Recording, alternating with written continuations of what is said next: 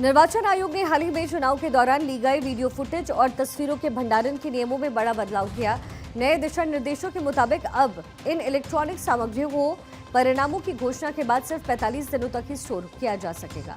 अगर इस अवधि में किसी भी कॉन्स्टिट्यूएंसी में कोई चुनाव याचिका दायर नहीं होती है तो ये जो डेटा है वो नष्ट होगा।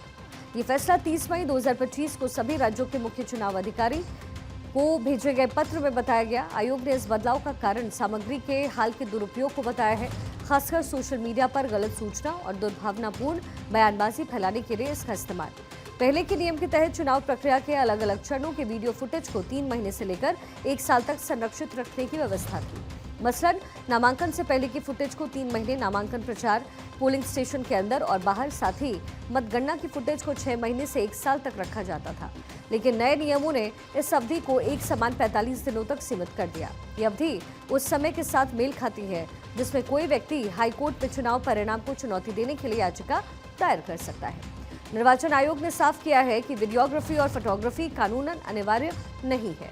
ये आयोग का एक इंटरनल मैनेजमेंट टूल है जिसका इस्तेमाल चुनाव प्रक्रिया की निगरानी और पारदर्शिता के लिए किया जाता है। लेकिन आयोग का कहना यह भी है कि कुछ लोग इस सामग्री का गलत इस्तेमाल कर रहे हैं, खासतौर पर गैर प्रतियोगियों द्वारा सोशल मीडिया पर चुनिंदा और संदर्भ के बाहर की सामग्री का उपयोग करके गलत सूचनाएं और दुर्भावनापूर्ण नैरेटिव बनाए जा रहे हैं जो किसी कानूनी परिणाम तक नहीं पहुंचते हैं।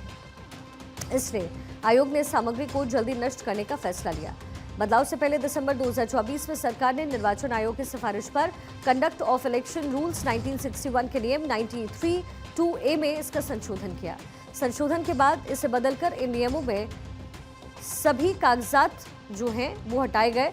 पहले इस नियम में कहा गया कि चुनाव से संबंधित सभी कागजात सार्वजनिक निरीक्षण के लिए खुले होंगे।